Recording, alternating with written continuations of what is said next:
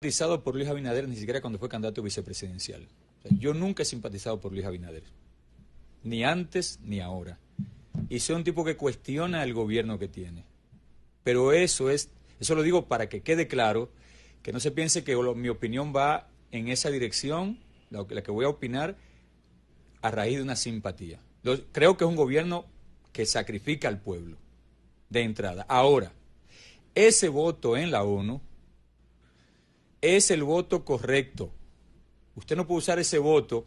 Si es un gobierno de Leonel Fernández, que es con quien yo tampoco simpatizo con Leonel Fernández, pero uno de los que mejores ha manejado la política internacional, la diplomacia internacional de este país ha sido Leonel Fernández, porque conoce de política internacional, conoce de geopolítica, conoce de derecho internacional, de diplomacia.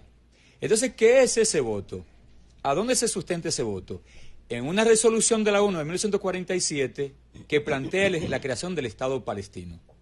Y se refiere, de la ONU, y se refiere a la partición de Palestina. ¿Qué es esto? Palestina existía sobre una población, sobre un territorio que diga una población. Todavía no era un Estado. En ese momento, al margen de los religiosos, ya en ese momento hay una cantidad de israelíes ahí, o de judíos, que son más o menos 500.000. En ese momento estaba bajo el control la administración estaba bajo Inglaterra. ¿Y qué hace la ONU? Aprueba una resolución que divide el territorio, una parte para Israel y otra parte para Palestina. En el 48, entonces una cosa es la resolución de la Asamblea General de la ONU, ¿verdad? Que es la que emite esa resolución. En el 48, una resolución del Consejo de Seguridad le da pleno derecho a Israel como parte de la ONU, en la que vota, a propósito de eso, la Unión Soviética.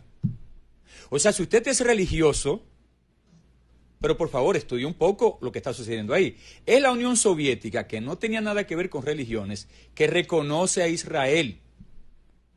Pero el Consejo de Seguridad no ha dado el voto todavía de reconocer que Palestina tenga un asiento en la ONU, aunque está como observadora. El Estado Dominicano, en cumplimiento del derecho internacional, ha votado como parte de la Asamblea General, no del Consejo de Seguridad, pidiendo que el Consejo de Seguridad, que casi aprueba que Palestina tenga un asiento, tenga representación permanente en la ONU, no lo aprobó porque Estados Unidos se abstuvo, usó su derecho ni siquiera de veto, se abstuvo y tiene que votar también. Significa que votaron Rusia, votó China, pero votaron los países de la Unión Europea para reconocerlo. Segundo, es porque eso genera un nivel de paz en esa zona. Si a Palestina se le reconoce, los problemas de Palestina, de la zona más bien, de Palestina e Israel, se solucionan más por la vía diplomática. En tercer lugar, si usted es cristiano, ¿usted sabía que los musulmanes reconocen más a Jesús que los judíos o que los israelitas? ¿Usted sabe que los israelitas no reconocen que Jesús vino a la tierra? Que es un charlatán, que ese tipo que salió por ahí, que aparece en el libro, es un charlatán. Y usted como cristiano debe suponer, eso es lo que yo sé, incluso de lo poco que yo sé, y cuando converso con cristianos también, el Nuevo Testamento viene a romper todo lo anterior. La llegada de Jesús rompe con todo lo anterior. Y se debe asumirse a partir más del Nuevo Testamento que del Antiguo Testamento.